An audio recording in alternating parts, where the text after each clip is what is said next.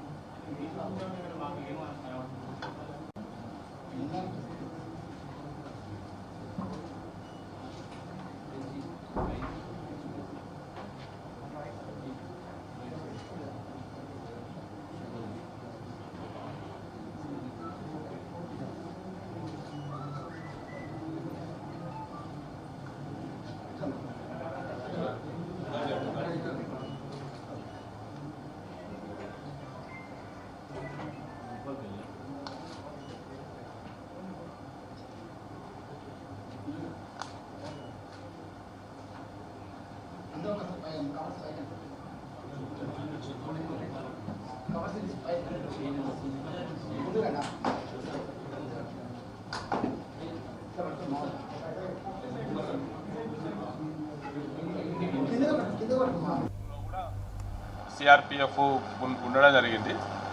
కాబట్టి వాళ్ళు సిఆర్పిఎఫ్ తరఫున వాళ్ళు చేస్తున్నారు అన్నట్టు. అది సరిహద్దులు కరెక్ట్ కాదు, కానీ అటు ఇటు వాళ్ళు చేస్తున్నారు. కానీ అందులో రాష్ట్ర పోలీస్ ప్రమేయం మాత్రం ఏమాత్రం లేదు. అదే ఇప్పుడు మాకు అధికారికంగా ఎట్లాంటి సమాచారం లేదు కాబట్టి మేమేమి దాని గురించి చెప్పలేము. మాతోని ఎట్లాంటి షేర్ చేసుకోవడం కూడా లేదన్నట్టు. కాబట్టి అంతా ఇటు సైడ్ అయినా సరే, తెలంగాణ సైడ్ అయినా సరే, అటు సైడ్ అయినా సరే, కేంద్ర పారామిలిటరీ ఫోర్స్ అధికారులు వాళ్ళే చేస్తున్నారు ఆపరేషన్.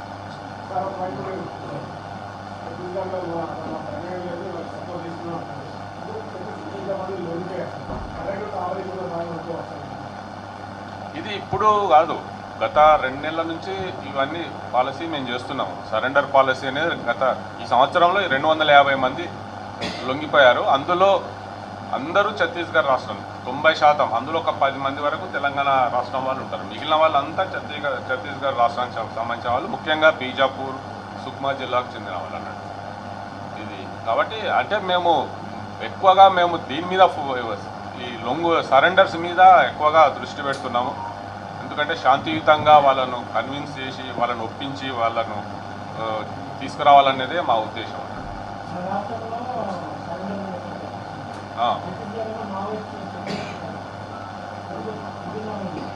అంటే ఇప్పుడు రాష్ట్ర ప్రభుత్వం తీసుకున్న నిర్ణయాలు అన్నట్టు, అందుకే వాళ్ళ రివార్డ్ అమౌంట్ కూడా ఇప్పుడు వీళ్ళు యాక్చువల్గా అఫీషియల్గా వీళ్ళు ఇక్కడ మా రికార్డులో లేరు, రివార్డు అఫీషియల్గా లేదు.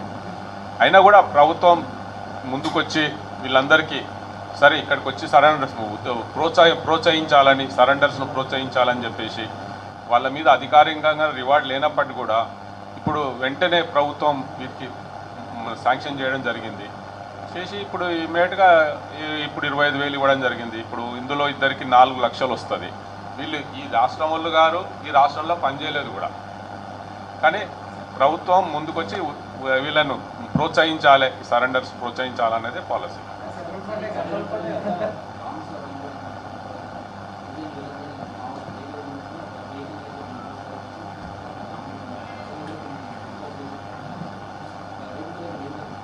అది చెప్పాను కదా, కర్రగుట్టలో మాకు అధికారికంగా మాతోని వాళ్ళు ఎట్లాంటి సమాచారం షేర్ చేసుకోవట్లేదు.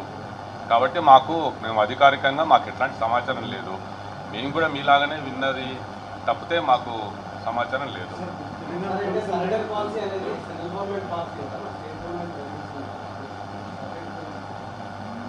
సరెండర్ అనేది రాష్ట్ర ప్రభుత్వం పాలసీ కూడా. ఎందుకంటే ఇప్పుడు ఒక వ్యక్తి మీద సెంట్రల్ కమిటీ మెంబర్ ఉన్నారనుకోండి, తెలంగాణ ప్రభుత్వం రివార్డు ప్రకటించింది, ఛత్తీస్గఢ్ ప్రభుత్వం కూడా రివార్డు ప్రకటించింది. ఇప్పుడు అతను సరెండర్ అయితే 2 ప్రభుత్వాలు ఇస్తాయి అతనికి పైసలు. ఇప్పుడు కాబట్టి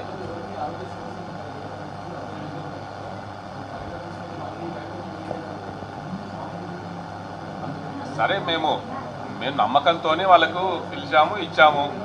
ఇక తర్వాత వాళ్ళు ప్రశాంతంగా ఉండడానికి మా వంతు కృషి చేస్తాము. అక్కడ కూడా వాళ్ళకు ఎట్లాంటి వేధింపులు లేకుండా మళ్ళీ వాళ్ళ పని చేసుకునే విధంగా మా వంతు కృషి మేము చేస్తాం.